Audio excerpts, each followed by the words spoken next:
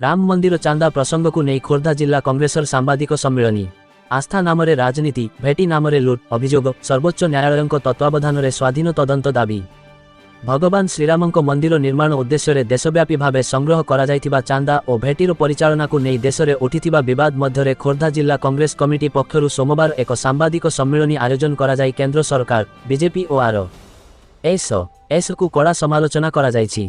जिला कांग्रेस पक्षरु अभियोग करा जायछि जे श्रीराम नाम लोकंठारु संग्रह करा जायथिबा भेटी और दानर स्वच्छता को नहीं गुरुतर प्रश्न उठिछि।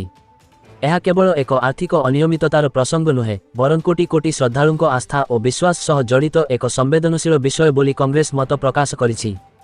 साम्बादिक सम्मिलनी रे जिला कांग्रेस सभापति राजीव पट्टनायक कहिथिले जे यदि श्रीराम जन्मभूमि तीर्थक्षेत्र ट्रस्ट प्रधानमंत्री प्रत्यक्ष तत्वावधान में गठन करा जायथिला तेबे वर्तमान उठिथिबा अभियोग पई दायी किए। सबुकिछि स्वच्छ थिले ट्रस्टर तत्कालीन साधारण संपादक चंपत राय एवं ट्रस्टी अनिल मिश्र इस्तीफा कहीं ग्रहण करागला बोली से प्रश्न उठाइथिले। जदि कौनसी अनियमितता होई नाही तेबे सुप्रीमकोर्ट तत्वावधान में एक स्वाधीन तदंत कराइबाकु सरकार कहीं एड़ाई चलीछंती बोली से पचारिथिले। कांग्रेस पक्षरु कुहाजाइछि जे भगवान श्रीराम केवल एक धार्मिक प्रतीक नुहंती से न्याय सत्य नैतिकता और मर्यादार प्रतीक। तांको नाम रे देशर गरीब परिवार चाषी श्रमिक महिला और साधारण भक्त माने निज कष्टार्जित अर्थ सुनागहना और अन्यान्य दान सामग्री अर्पण करथिले। तिनी दशंधि धरी बीजेपी आरएसएस विश्व हिंदू परिषद और संघ परिवार विभिन्न संगठन राम मंदिर आंदोलन को आधार करी चांदा संग्रह करथिले एवं सेही आंदोलन उपरे निजर राजनैतिक भित्ति मजबूत करथिले। एभली स्थिति रे आज श्रद्धालु मानक मनरे संग्रह करा जायतिबा अर्थर स्वच्छ परिचालना को नहीं संदेह सृष्टि होईछि बोली कांग्रेस दाबी करिछि। जिला कांग्रेस अभियोग करिछि जे एही प्रसंग केवल आर्थिक अनियमिततारे सीमित नुहे बरं कोटी कोटी श्रद्धालुंको विश्वास सह जड़ित। ट्रस्टर केतेक वरिष्ठ पदाधिकारी इस्तीफा घटना अधिक संदेह सृष्टि करुछि।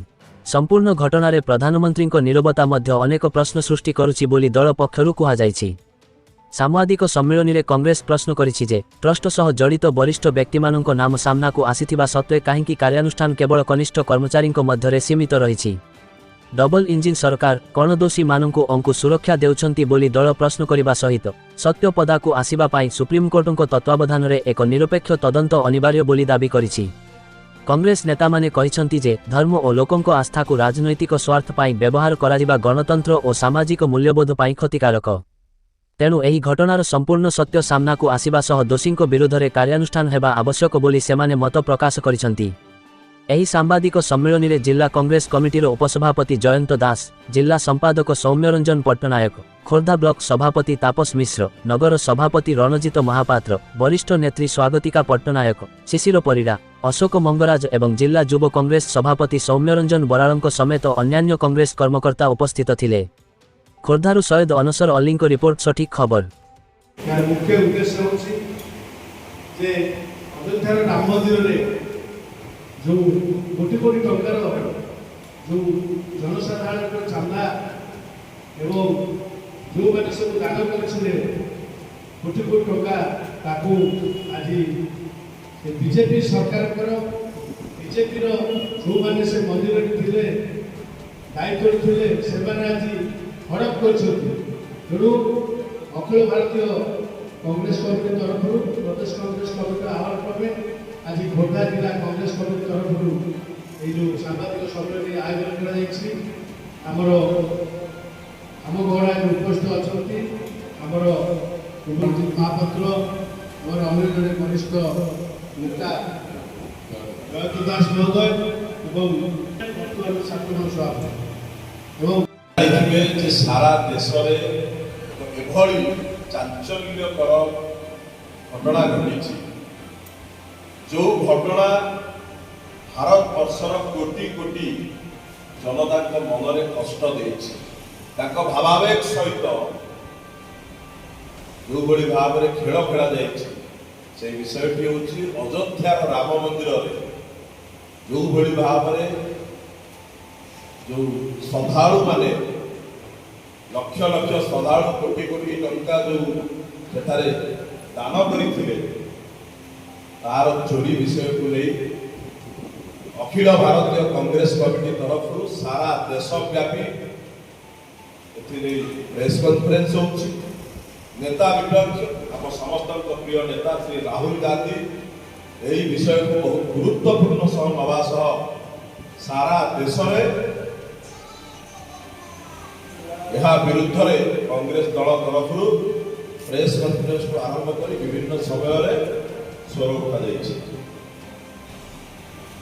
ରାମ ମନ୍ଦିର ଚାନ୍ଦା ଚୋରି, ଆସ୍ଥା ନାମରେ ରାଜନୀତି, ଭେଟି ନାମରେ ଲୁଟ, ଯୋଉଭଳି ଭାବରେ ରାମ ମନ୍ଦିରରେ ଆମେ ସମସ୍ତେ ଜାଣିଛେ ଯେ ଭାରତୀୟ ଜନତା ପାର୍ଟି ଏବଂ ଆରଏସଏସ୍ ଭଗବାନ ପ୍ରଭୁ ଶ୍ରୀ ରାମଙ୍କ ନାମ ନେଇ ଶସ୍ତା ରାଜନୀତି କରି ଆସିଛି। ପ୍ରତି ସମୟରେ ଏମାନଙ୍କର ଭଗବାନ ପ୍ରଭୁ ରାମଙ୍କ ପ୍ରତି କେବେ ନା ଆସ୍ଥା ଥିଲା ନା ଭକ୍ତି ଥିଲା। ଯଦି ଥିଲା କେବଳ ଏହା ଯେ ଭଗବାନ ପ୍ରଭୁ ରାମଙ୍କ ନାଁ ନେଇ ଭାରତୀୟ ଜନତା ପାର୍ଟି ଏବଂ ଆରଏସଏସ୍ କେବଳ ରାଜନୀତି କରି ଆସିଛି, ନିର୍ବାଚନ ବୈତରଣୀ ପାର ହେବା ପାଇଁ ସବୁବେଳ ପାଇଁ ଚେଷ୍ଟା କରି ଆସିଛି। ଯୋଉଭଳି ଭାବରେ ରାମ ମନ୍ଦିର ଯୋଉ ଟ୍ରଷ୍ଟ ହେଇଥିଲା, ସେଇ ଟ୍ରଷ୍ଟରେ ଆପଣ ଯଦି ଦେଖିବେ ପ୍ରଧାନମନ୍ତ୍ରୀଙ୍କ କାର୍ଯ୍ୟାଳୟ ସମ୍ପୂର୍ଣ୍ଣ ରୂପେ ଇନଭଲ୍ଭ ଥିଲା ସେଇ ଟ୍ରଷ୍ଟ ଗଠନ ସମୟରେ। ସେଇ ଟ୍ରଷ୍ଟର ପ୍ରଶାସନିକ ଅଧିକାରୀ ଯେଉଁମାନେ ରହିବେ ସେମାନଙ୍କ ଚୟନରେ ପ୍ରଧାନମନ୍ତ୍ରୀ କାର୍ଯ୍ୟାଳୟ ସମ୍ପୂର୍ଣ୍ଣ ଭାବେ ସେଥିରେ ଭାଗ ନେଇଥିଲେ। କିନ୍ତୁ ଆଜି ଯେତେବେଳେ ପ୍ରଭୁ ଶ୍ରୀ ରାମଙ୍କର ଚାନ୍ଦା ପଇସାକୁ ସେଇ ଟ୍ରଷ୍ଟି ମେମ୍ବର ମାନେ ହୁଅନ୍ତୁ କିମ୍ବା ସେଇ ଟ୍ରଷ୍ଟର ଯିଏ ପୂର୍ବତନ ସାଧାରଣ ସମ୍ପାଦକ ଥିଲେ ସେମାନେ ହୁଅନ୍ତୁ, ଯୋଉଭଳି ଭାବରେ କୋଟି କୋଟି ଟଙ୍କା ହରିଲୁଟ କରିଛନ୍ତି, ଚୋରି କରି ଦେଇଛନ୍ତି, ତାହା ମୁଁ କହିବି କେବଳ କୌଣସି ଅର୍ଥନୈତିକ ଚୋରି ନୁହେଁ, ତାହା ଭାରତବର୍ଷର କୋଟି କୋଟି ଜନସାଧାରଣଙ୍କର ଆସ୍ଥାର ଚୋରି ହେଇଛି, ଭାବାବେଗର ଚୋରି ହେଇଛି, ପ୍ରଭୁ ଶ୍ରୀ ରାମଙ୍କ ପ୍ରତି ଯୋଉ ଭକ୍ତି ରହିଛି ତାର ଚୋରି ହେଇଛି। ଦୁର୍ଭାଗ୍ୟର କଥା, ଏତେ ବଡ ଘଟଣା ଘଟିଗଲା ପରେ ମଧ୍ୟ ପ୍ରଧାନମନ୍ତ୍ରୀ ନରେନ୍ଦ୍ର ମୋଦି ଆଜି ପର୍ଯ୍ୟନ୍ତ ଚୁପ୍ ଅଛନ୍ତି। ଗୋଟିଏ ଶବ୍ଦ ମଧ୍ୟ ତାଙ୍କ ମୁହଁରୁ ବାହାରିଲା ନାହିଁ। जो प्रधानमंत्री नरेंद्र मोदी हम राम को लाएंगे कहते 100% से एडवर्टाइजमेंट निजर करते प्रधानमंत्री नरेंद्र मोदी भारतीय जनता पार्टी भगवान राम को आम देश को आनी जो भगवान राम को चोरी कर दिगला ट्रस्ट पैसा को चोरी कर दिगला हजार हजार कोटी कोटी संख्यार जो भक्त श्रद्धालु मैंने पैसा देते भावावेग को चोरी कर दिगला। प्रधानमंत्री को कार्यालय आज चुप अच्छी और प्रधानमंत्री निरग्रस्ता साजिश।